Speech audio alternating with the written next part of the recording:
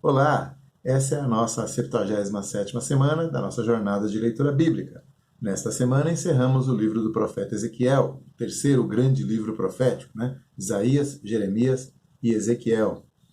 E nesse trecho, do capítulo 40 até o 48, vamos ver, em primeiro lugar, o anjo levando o profeta para uma visão detalhada do templo, com todas as suas dependências, as suas medidas, os seus mobiliários, e tudo ele vai ver ali.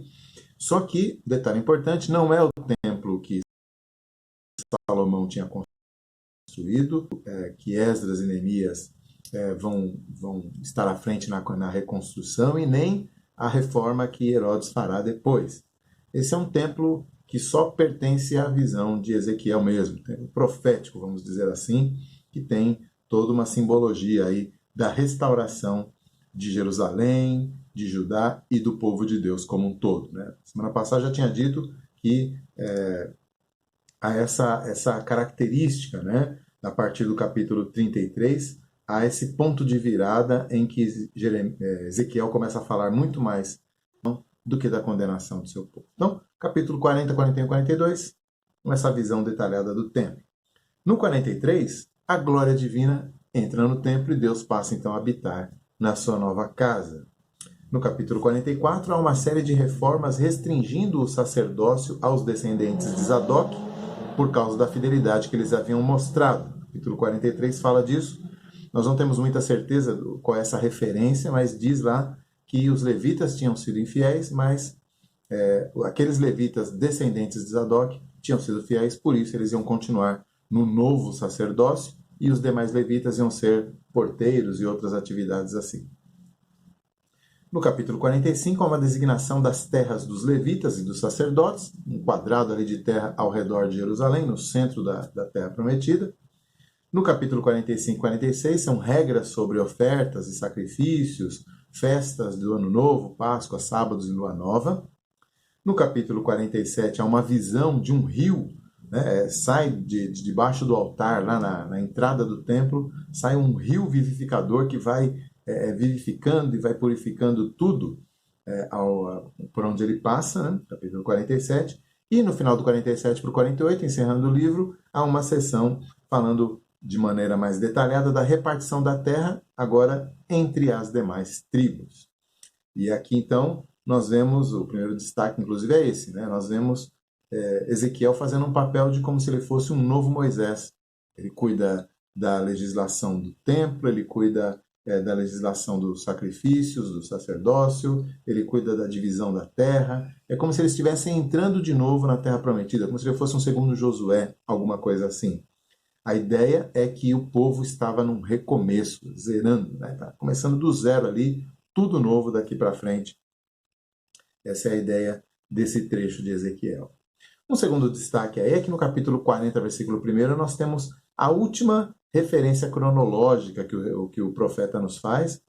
Ele diz que está no 25º ano do exílio. O exílio foi em 597, faria a primeira leva dos exilados. Ele também diz que está 14 anos após Jerusalém ter caído. Jerusalém caiu em 586. Portanto, ele está tendo essas visões em 533, 573, 572 antes de Cristo.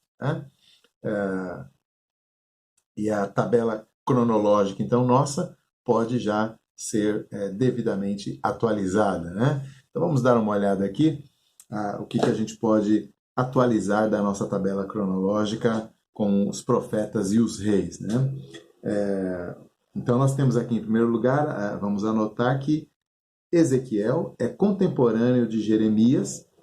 Jeremias está profetizando lá em Jerusalém, ele não saiu. Os invasores perguntaram respeitosamente se ele queria ir ou queria ficar. Ele prefere ficar. Só que os próprios conterrâneos dele o levam para o Egito, para onde ele não queria ir. Mas ele está profetizando mais ou menos nessa época, um pouco antes de Ezequiel, mas chegam a intercalar ali, como dá para ver pela listinha amarela, laranja ali. Também ele está contemporâneo de Daniel, que é o nosso próximo livro, a próxima leitura nossa, o nosso próximo profeta é Daniel. Daniel está profetizando na mesma época. Daniel se estende além do tempo de Ezequiel, ele começa começa quando Ezequiel está trabalhando já, mas ele vai além um pouco, ele morre mais velhinho e tal, e consegue profetizar durante mais tempo. Só que ele está profetizando não para o povo que veio no exílio, né? Ele não está profetizando para os exilados como Ezequiel, ele está profetizando para os babilônicos, ele profetiza para os reis, né? Para os grandes líderes da Babilônia e depois do Império Persa, como a gente vai ver. Então, esses três profetas estão trabalhando na mesma época para públicos diferentes. Uma outra coisa importante para nós aqui é que encerra-se aqui uma fase da história do antigo povo de Deus. Eles nunca mais recuperarão a plena autonomia administrativa. Na verdade, se a gente for puxar pela memória lá, quando estávamos lendo lá em 2 Reis 16, já houve um acordo, né, com Tiglat-Pileser, o rei assírio, para que ele fosse o protetor de Israel, de Judá, né? Senaqueribe também, lá em 2 Reis 18. Então, desde 2 Reis 16 e 18, já há esses acordos dos reis de Israel e de Judá com esses impérios, com esses reis maiores, né, mais poderosos e tudo mais. Então, eles já têm que pagar tributos, tem aquela vez em que Acás pega os itens valiosos do próprio templo, que eram todos de ouro, né, ou banhados a ouro, e entrega como tributo. Então, quer dizer, é um absurdo, né?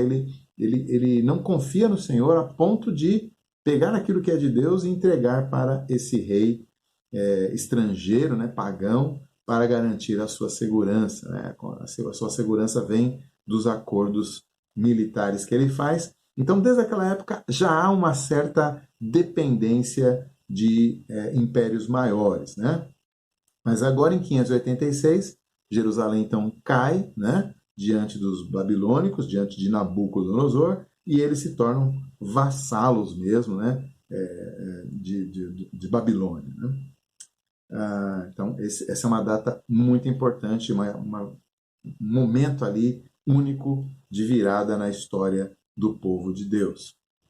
Um outro destaque aí é que temos então aqui as mudanças aqui no nosso cronograma, né, acrescentando algumas coisas. Nós vamos voltar a falar disso quando fizermos a leitura na semana que vem de Daniel e depois quando encerrarmos essa parte do Antigo Testamento, para falarmos daquele período entre os dois testamentos que não está na Bíblia, mas que tem informações históricas importantes também. Né? Bom, falando então do novo templo, da Nova Jerusalém, do novo Israel, que Ezequiel enxerga aqui. Né? Alguns pré-milenistas fazem leituras mais literais, né? Ou seja, alguns teólogos que fazem leituras mais literais das profecias e entendem então que esse templo vai fisicamente acontecer no Monte de Jerusalém, o monte vai ter que ser terraformado ali, aumentado para caber o templo é muito grande. Mas há uma possibilidade de ler isso, de interpretar isso de uma maneira mais simbólica, digamos assim. Né? Então, pode ser visto como uma descrição da ordem restaurada no reino messiânico. Então, os reinos humanos não vão conseguir fazer isso, mas o reino messiânico vai restabelecer a ordem da casa de Deus, o serviço ao Senhor, e aquilo tudo, então, está simbolizando isso. Mas então, quando Jesus voltar, esse templo vai ser construído? Pois também não, porque o cumprimento disso é espiritual. Em primeiro lugar, na primeira vinda de Jesus, ele já se cumpre espiritualmente na própria igreja, porque onde é que está a glória do Senhor? Onde é que Deus habita? Na igreja, não num templo construído por mãos ou por qualquer outra coisa. Né? E acaba simbolizando aquilo que está prometido para a nova criação lá em Apocalipse 21. Mas note que lá em Apocalipse 21 diz que a cidade santa não vai ter templo. Né? Então João está dizendo para nós que mesmo quando isso se cumprir, se cumprirá de maneira simbólica, porque o próprio Deus habitará com o seu povo. Então não vai esse templo que Ezequiel viu nessa interpretação, nós não veremos ele sendo construído. Ele é simbólico dessa habitação de Deus no meio do seu povo de uma maneira plena, perfeita e organizada. Ou seja, Não adianta ficar fazendo medições, né? Côvados aqui, estádios ali e tal, vamos fazer uma maquete e tal. Essas visões proféticas são simbólicas, né? Em Apocalipse, João retoma essas figuras, ele pega algumas dessas coisas que Ezequiel fala e tudo mais e refaz, né? Modifica e usa para comunicar ali o que Deus quer que ele comunique, mas inclusive ele muda as medidas. A cidade santa que ele enxerga lá tem 12 mil estádios. 12 mil estádios são 2.200 quilômetros. Então, cada lateral da cidade é mais ou menos como daqui em São Paulo até João Pessoa. Imagina uma cidade com esse tamanho, né? Com essa lateral, é quadrada, né? E cúbica, na verdade. A altura dela também é essa. Então, são medidas simbólicas que estão demonstrando a ordem, a perfeição e o projeto de Deus, o plano de Deus sendo concretizado de maneira plena no meio do seu povo. O mais importante mesmo é o nome da cidade. A última informação que Ezequiel nos dá é o nome da cidade. Lá em 48:35 ele diz: o Senhor está ali. Esse é o nome da cidade. O Senhor está ali. Então, fica muito claro que ele está enxergando a restauração da comunhão, daquela comunhão edêmica, aquela comunhão que foi projetada pelo Senhor para ter com os homens lá no Éden, está aqui se concretizando na visão de Ezequiel, mas que na história ela vai se concretizar na igreja e na nova criação, na nova Jerusalém que desce do céu, ataviada como noiva, né? Que João enxerga.